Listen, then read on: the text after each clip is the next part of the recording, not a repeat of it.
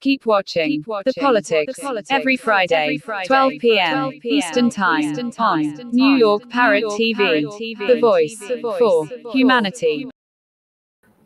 Welcome to Talking Politics. My name is Robert Press. I am a reporter, as you can see by my official press card from New York City. I write for the Bronx Post and the Parkchester Times. Both, like this show, are part of Muslim Media Corporation.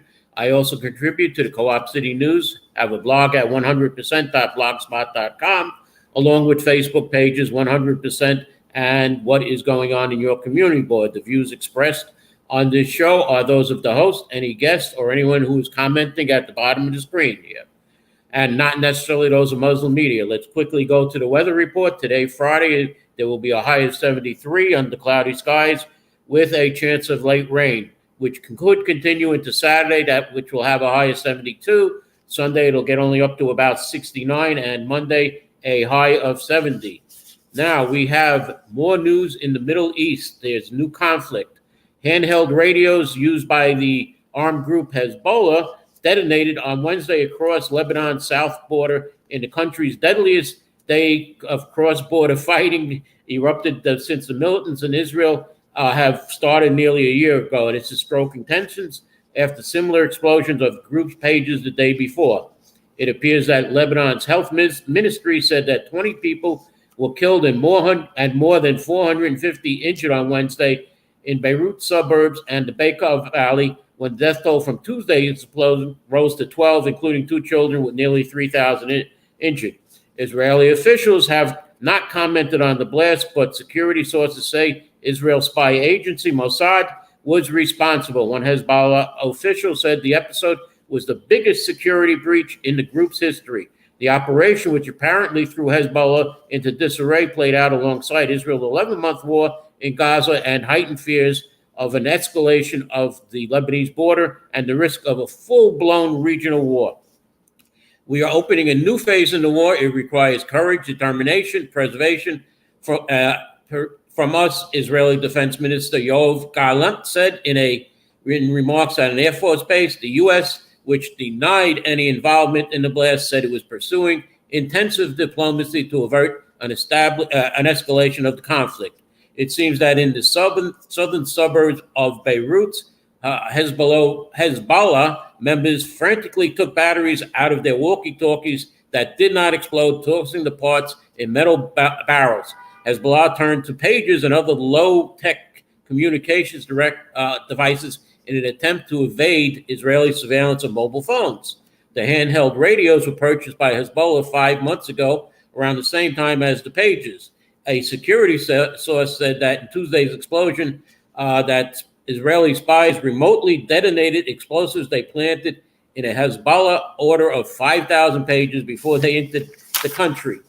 Forgive me if I'm laughing, but it's this Iran semi-official Fars news agency reported Tehran's ambassador in Lebanon was superficially injured in Tuesday's blast, but the New York Times on Wednesday said he lost one eye and the other eye was severely injured when a pager exploded that he was carrying.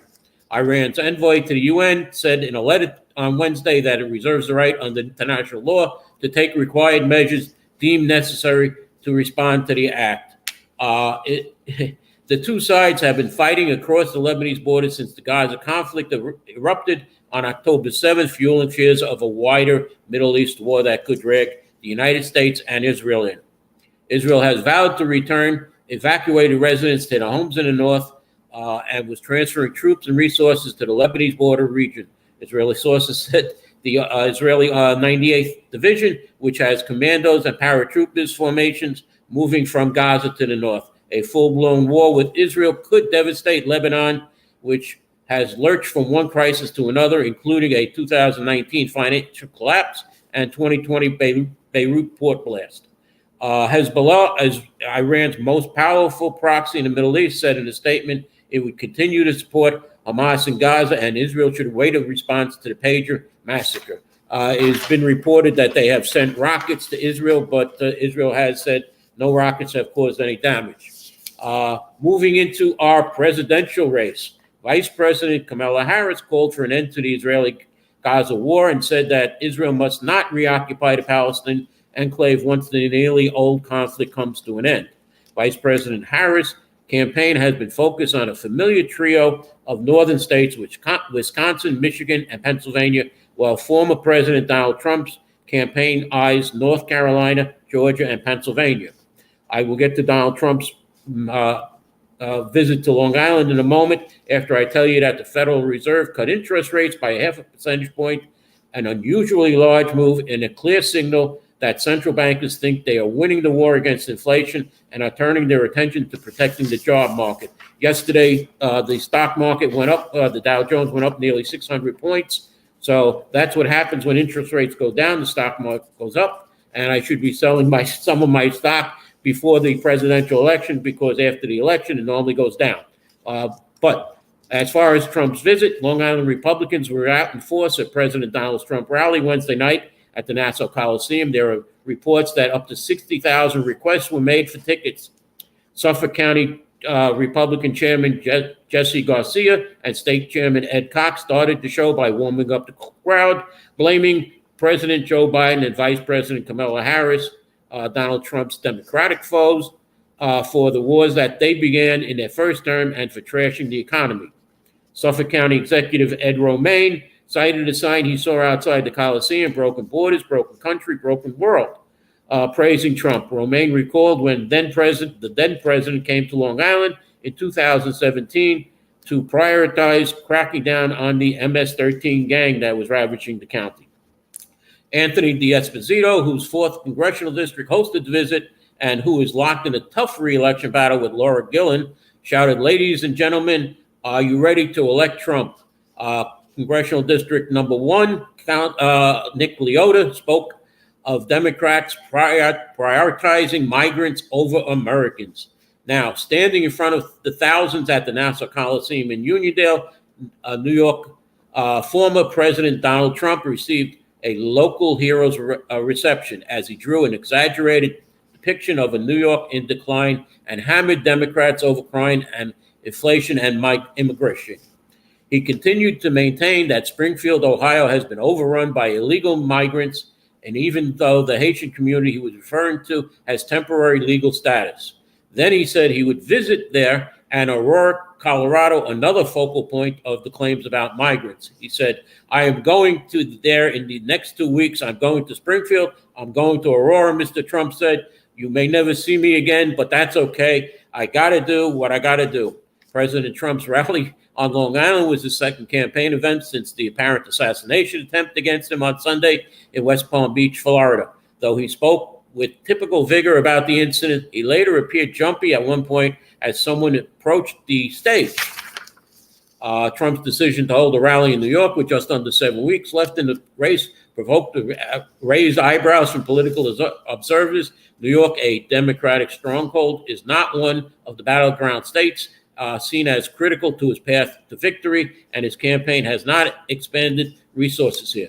Still, former President Trump, who faces tight polls with Vice President Kamala Harris in several critical battleground states, insisted that his rally was meant to help him win New York. Trump appealed directly to his New York supporters, promising to renovate the city's subways, turn Ground Zero into a federally managed national monument, and to restore a state and local tax break that he did not acknowledge that he had limited during his presidency. He tried to make the case he could flip New York. He continued to stoke fear around immigration. "We are destroying the fabric of our country," Trump said, referring to the Democratic immigration policies. "And we're not going to take it any longer, and you got to get rid of those people. Give me a shot," he said. Trump at one point claimed that he had secured the endorsement of the rank and file members of the Teamsters Union, a reference to its releasing internal polling that showed a majority of the members favored him over Harris. But the union announced on Wednesday that it will not endorse either candidate. Now, while I'm on this, President Donald Trump now has a higher favorable rating than our Governor Kathy Hochul, according to a recent Sierra poll released yesterday. When asked about the poll at an unrelated press conference, the governor pivoted to discuss the state's battleground House races. "The only numbers I'm focused on right now are the numbers to make sure that we can ensure Hakeem Jeffries is the next Speaker of the House of Representatives," Hochul told reporters when asked about the poll. Trump, who trailed Harris by 13 points, was viewed favorable by 39% of New Yorkers' likely voters. Just 34% of the same respondents viewed Kathy Hochul as favorable. She barely beat out Trump's usually unpopular running mate, Senator J.D. Vance, who was viewed by favorable by only 33% of the polls. In the poll, the record low favorable numbers come after Hochul spent the past year fundraising and organizing the state's party apparatus to ensure downstate Democrats take back the House and win the state's battleground congressional district. She's largely done work behind the scenes. No congressional or downstate candidate has received her endorsement, and any stops she made on the campaign trail have been hidden from reporters or the general public. Republican Congressman Mike Lawler, in a tight race against former Democratic Congressman Mondaire Jones in one of those battleground seats, noted Hochul's unpublicized visit to Tarrytown, where she appeared alongside Jones. The press was never informed of the appearance, he said. She just came into my district this past weekend with no fanfare or announcement or advisory because she's so deeply unpopular, Lawler said. I mean, I welcome her to come to my district. I hope she comes every day between now and the election. She's barely above Eric Adams right now, as far Eric has had a bad year of bad headlines because of multiple federal investigations, said one Democratic operative who has supported her in the past but has grown frustrated with her. In case you haven't known, Sean Combs, who is charged in a Manhattan federal court with sex trafficking and other federal offenses, alleged conduct occurred more than a decade in multiple states. Damian Williams, the United States Attorney for the Southern District of New York, and the acting special agent in charge of Homeland Security announced that Combs, a.k.a. Puff Daddy, a.k.a. P. Diddy, a.k.a. P.D., a.k.a. Love, was arrested Tuesday and charged in a 3-count indictment with racketeering, conspiracy, sex trafficking, and transportation to engage in prostitution. The indictment alleges between 2008 and the present that Combs abused, threatened, and coerced women and others and led a racketeering conspiracy that engaged in sex trafficking, forced labor, kidnapping, arson, bribery, and obstruction of justice, among other crimes. U.S. Attorney Damian Williams said, as alleged in the indictment, for years, Combs used the business empire he controlled to sexually abuse and exploit women, as well as to commit other crimes of violence and obstruction of justice. He is charged with racketeering, sex trafficking offenses. This investigation is far from over. Now, if you believe you're a victim of crime perpetrated by Sean Combs, the U.S. Attorney says to call 1-877-4-HSITIP and reference this case as far as Combs goes. Now, Combs, 54, of Miami, is charged with 1 count of racketeering conspiracy, which carries a maximum sentence of life in prison, 1 count of sex trafficking by force, fraud, coercion, which carries a maximum sentence of life in prison and a mandatory minimum sentence of 15 years in prison, and transportation for purposes of prostitution, which carries a maximum sentence of 10 years in prison. The statutory minimum and maximum penalties are prescribed by Congress and are provided here for informational purposes only.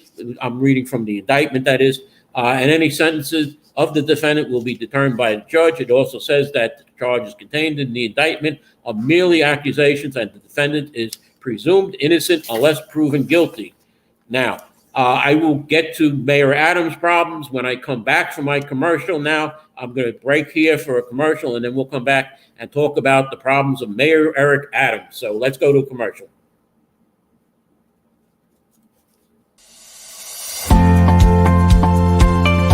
Ladies and gentlemen, welcome to the official launch of the Bronx Post, your premier source for news and information in the Bronx. As the CEO of Muslim Media Corporation, it gives me great pleasure to introduce the Bronx Post, our latest endeavor dedicated to serving the vibrant and diverse community of the Bronx. Oftentimes, mainstream media portray this county in the most negative way possible, all because Bronx continued to be judged in the 70s and 80s when Bronx was burning.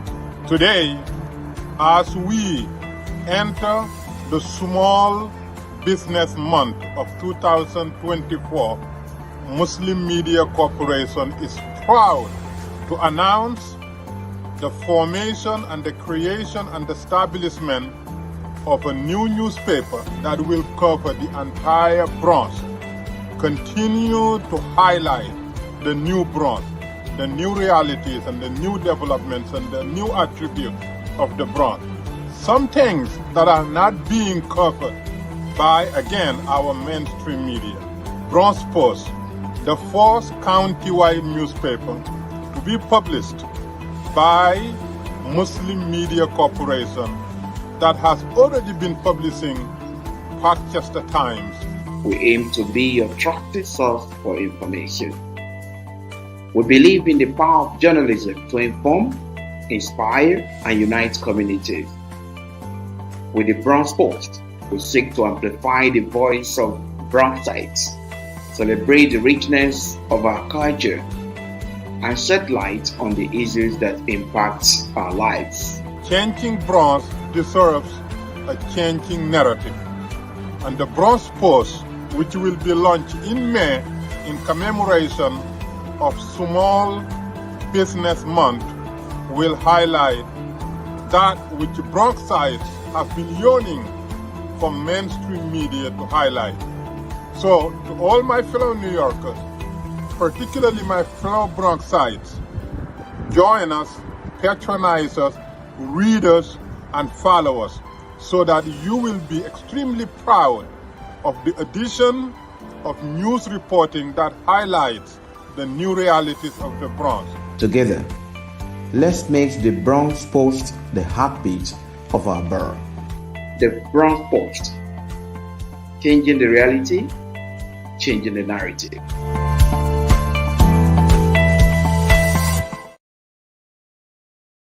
Yes, and I will be reporting for the Bronx Post. And yesterday, let me just tell you that Mayor Adams came to the Bronx down on Kelly Street to show reporters. I was not there, unfortunately, but he showed reporters a apartment that was turned into a marijuana factory where there was lights, there was cameras, there was almost action, and they were growing more than the legal amount of plants. So that will be part of the reporting, and others Bronx-wide, whether it's Riverdale, whether it's Parkchester, whether it's Soundview, or whether it's Morris Park. It will be covered in the Bronx Post. Now, let's go to Mayor Adams' problems. Within a month of hiring Parrot Banks, the 21st Century Ed secured a meeting with New York City Schools Chancellor David Banks, and in the 2 years since, over $1.4 million in Education Department funds, triple the previous total, flowed to the company.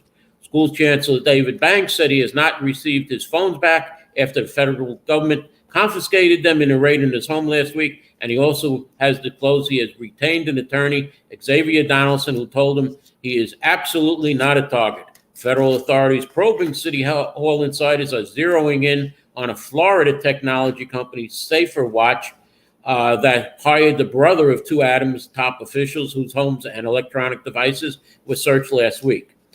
Terrence Banks, the brother of two high-ranking members of the Adams Inner Circle, claimed he worked with a company that said it had no record of having done business with him, and another that said he promised access that never came. The cloud of investigations over Mayor Adams and administration have given City Controller Brad Lander an opening in the mayoral race with the city's power brokers, and he has tried to exploit that during a speech at the Association for Better New York yesterday. He said, "My definition of good government does not include multiple FBI investigations." Lander said it doesn't include no-bid contracts for family members, and it sure doesn't include old school protection rackets. Now, Raul Pintos, who served as chief of staff to former Commissioner Edward Caban, and whose phone was confiscated by the FBI in a federal corruption probe of the department, is leaving the force, and New York City Mayor Adams is losing another senior official as Christian Ed Green Kaufman of the Mayor's Office of International Affairs has resigned, making the third departure in just 1 week amid a whirlwind of federal investigations surrounding City Hall. Her departure follows the sudden resignation over the weekend by Lisa Zornberg, the chief counsel and legal advisor to the mayor. Zornberg said it was in her resignation letter that she could no longer effectively serve in her role, but did not go into further details.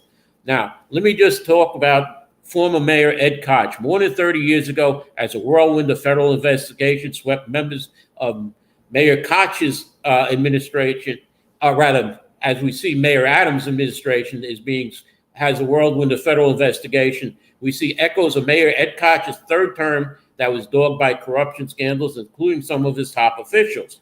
Koch emerged unscathed without any criminal indictments, but his reputation took a beating, and the once popular mayor eventually failed to win a fourth term. It was said that the FBI had tapes of mob bosses saying that they could buy anyone in the Koch administration, but they couldn't buy Koch himself. Eric Adams' approval ratings have been recently publicized in a poll. A December Quinnipiac poll of registered New York City voters put his approval rating at 28%. Ask about what was the recent news of the federal investigations into his 2021 campaign, about which little information was available. A combined 52% of respondents said they believed Adams did something either illegal or unethical. In an April poll from the fiscally conservative Manhattan Institute, just 16% of likely voters said they would vote for Adams in 2025.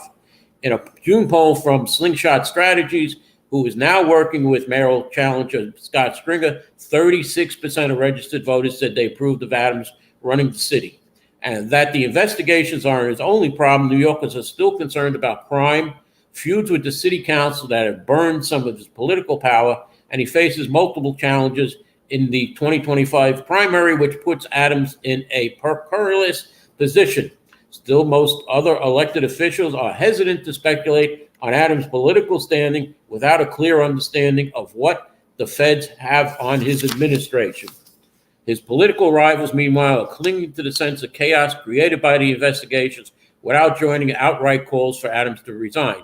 We don't know what's in the investigations, and I would like to have more information, but this city hall is in crisis, New York City Controller Brad Lander said, who is running against Adams in 2025. Council member Bob Holden backed Adams in the 2021 primary. Holden was hesitant to speculate about the outlook on the mayor, but said that the investigations cast a shadow over his administration, and he remains concerned unless Adams is cleared of wrongdoing. You want him to thrive. You want the city to get back on its feet. You want to get the troubles behind us, he said. But if this keeps happening, I would assume there is a point of no return. A note should be that Mayor Adams had canceled 2 of his morning events today on his public schedule, and he only has a 4 p.m. event as of yet, and that has not been canceled. Adams' controversial policy requiring other elected officials to fill out multi-page online forms to interact with members of his administration and request certain resources from city agencies could be on its way out under a bill from Council Member Lincoln Ressler. Now, let's move on to something about public advocate Jumaane Williams, who showed public support for State Senator Zelma Myree's action on gun violence as Myree campaigns to replace Mayor Adams. Williams joined Myree in the Senator's Brooklyn district Wednesday morning to promote 2 gun safety bills. At the same time, Williams blasted Adams as FBI probes engulfed his administration. The way he's handling it makes everything much, much worse, Williams said of the mayor. While Williams has not endorsed anyone in the mayor's race, his presence at Myree's Brooklyn announcement marks a powerful showing of support from one of the city's top elected officials. He said that he is focused on winning his own primary before endorsing anyone in the race for mayor. I am very concerned about the city right now. Williams is a relatively popular citywide official with ties to voter-rich sections of Brooklyn and the progressive political movement. Though he and the centralist Adams often disagree on substance, Williams at times has showed an affinity for the mayor. In the past 2 weeks, federal agents have raided the homes and taken the phones of at least 5 top city officials. 2 FDNY fire chiefs have been arrested, and 2 top administration officials, the police commissioner and lead attorney, have resigned. As public advocate, Williams would be next in line to take over as mayor if Adams left his post. Neither Williams nor Myrie has called for Adams to step down. Williams has said that he wants to see Adams place his top officials on leave until the fate of the investigations are known. I think it's a decision for the mayor to make, Myrie said when he asked if the mayor should resign. Myrie charts his run for mayor. He will have to contend with limited name recognition and a crowded primary field. We need an all-hands-on-deck solution to the problem we are suffering from, Myrie said. As was mentioned, 2 FDNY chiefs were indicted. Chief Anthony Scavino and Deputy Assistant Chief Brandon Carrasco are accused of allegedly conspiring with a retired firefighter to fast-track construction plan reviews and building inspections in exchange for at least $190,000 in bribes, according to a 6-count indictment that was unsealed Monday morning by the U.S. Attorney's Office for the Southern District. It says for nearly 2 years, the 2 men, the 2 top chiefs of the FDNY division, tasked with regulating the installation of fire safety and suppression systems in buildings across the city, allegedly solicited and accept bribes from a retired firefighter who ran an expediting business. The pair are also charged with lying to federal agents in February about their involvement in this in the scheme. Controller Brad Lander has come out with questions surrounding the abuse of multiple contracts. The New York City Controller laid out 4 steps to root out fraud, minimize construction risk, and strengthen oversight in a new report. The 4 items he says he wants to strengthen oversight and accountability of some type of subcontractors, while the city procurement rules specify that each subcontractor must be approved by the contracting agency before starting work. The reality is those reviews, approvals, and disclosures rarely happen. Across the 3 fiscal years since FY fiscal year 2020, 17 agencies recorded no approved subcontractors in the city payee identification report, PIP, as required. The basic lack of transparency has created significant risk for corruption and nepotism. Reduced over-reliance on emergency procurement and mitigation risk for corruption and non-competitive procurement in emergency situations, in particular, like building collapse or rapid spread of mpox. New Yorkers rely on the city to act quickly as possible to avoid or mitigate an unforeseen circumstance. However, emergency procurements are exempt from certain transparency and accountability procedures that exist for other contracting methods, creating risk for corruption, fraud, and abuse. Close corruption vulnerabilities in the city oversight of nonprofit human service contracts, while the vast majority of human service nonprofits are dedicated to providing high-quality services and make best efforts to administer public funds responsibility. A 2021 Department investigation report revealed significant gaps in oversight that have increased corruption vulnerabilities, with over 40% of the city's contracting portfolio and $12 billion in public funds dedicated to nonprofit human services. Controller Landers echoes his office's reform proposals that were made to the city in an October 2022 request for convene the city procurement policy board, emphasizing that the city must close corruption vulnerabilities in this sector to protect integrity and restore trust in the public institutions. And his 4th point was to increase transparency to promote accountability, including the unmet promise of CompStat as a partner of the Joint Task Force to get nonprofits paid on time. The city has entered into 12,820 new procurement contracts in 2023, valued at $38.22 billion, more than budgets of 30 states, and the city should have robust procedures in place to ensure integrity, safeguard the city resources, and prevent corruption. Now, I'm going to go to a few quick items here. New York City's crackdown on fare evasion turned bloody on Sunday when 4 people, including an NYPD officer, were shot by police officers responding to a man who allegedly skipped the turnstile in a neighborhood where many people can't afford basic needs, much less the cost of a transit ride. The MTA's 5-year capital plan was announced yesterday morning, which amounts to a high of $68 record high $68.4 billion. But the agencies need from Albany and others to come up with half of the money.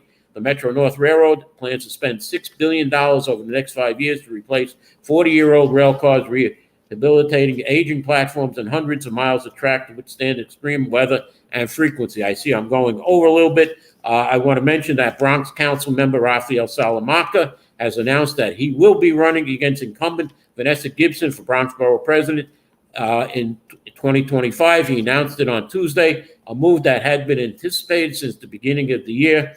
I'm not going to go into my problem with the current borough president and Community Board 11. She told me on September 8th she would clear this up. As of today, I have received nothing from her. And I want to just go into, before we end the show, if you remember going to the supermarket and purchasing a half gallon of orange juice, well, I drink grapefruit juice, and it went down to 52 ounces, as you can see here. Well, the new container now out is 46 ounces, as you can see. So the next move will be to give you 32 ounces and charge you for the 64 ounces. By the way, the cost of this product was on sale at $2.99, which would come out to $4.19 for a full half gallon. That's it for today. Let me thank you for watching, and I hope you join me next week when we have some new topics in Talking Politics. And thank you and goodbye. In a world where the quality of information available to poorer communities is doctored, tainted, and sometimes regressive, where the words fake news have come to mean other people's opinions, it is vital to rely on news platforms with journalists who have feet on the ground and can report the truth. New York Parrot, a New York-based national and global news outlet, is changing the narratives of media operations. We focus on the news that matters, like self-empowerment, entrepreneurship, finances, health, security, politics, and more. We strive to curb violence, racial and economic discrimination, and to promote peace and socio-economic development of multiculturally diverse world. As we give voice to the people, we also give your business a voice and make it heard. Get your product and services off the ground by advertising on our fast-growing platform. With so much of daily visits to New York Parrot, you can't afford to be invisible to prospective clients on the website they trust the most. Our posts reach millions of people across the New York State and around the world. Advertising on our new site will unlock an audience of thousands of potential customers on your doorstep. New York Parrot is born to prosperously speak tomorrow for the voiceless.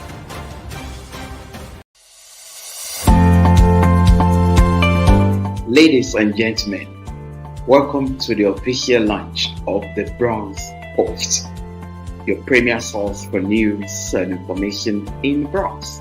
As the CEO of Muslim Media Corporation, it gives me great pleasure to introduce the Bronx Post, our latest endeavor dedicated to serving the vibrant and diverse community of the Bronx. Oftentimes, mainstream media portray this county in the most negative way possible, all because Bronx continued to be judged in the 70s and 80s when Bronx was burning.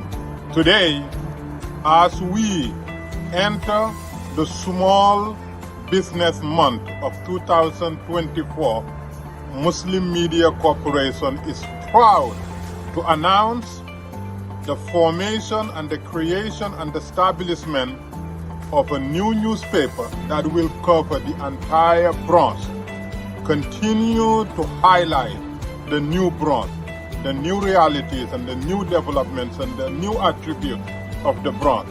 Some things that are not being covered by, again, our mainstream media.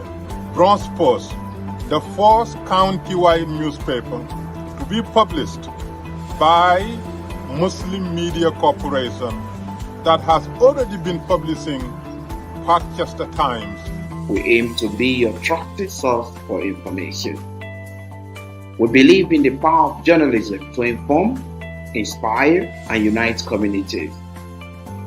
With the Bronx Post, we seek to amplify the voice of Bronxites, celebrate the richness of our culture, and shed light on the issues that impact our lives. Changing Bronx deserves a changing narrative.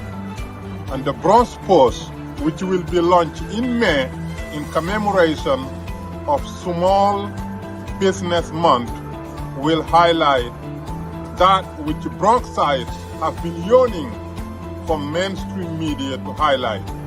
So, to all my fellow New Yorkers, particularly my fellow Bronxites, join us, patronize us, read us, and follow us, so that you will be extremely proud of the addition of news reporting that highlights the new realities of the Bronx. Together, let's make the Bronx Post the heartbeat of our borough.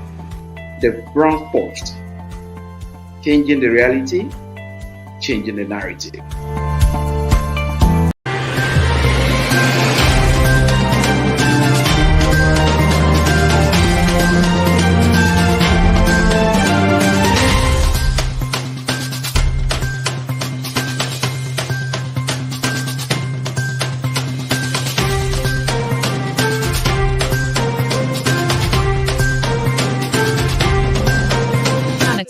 Keep watching.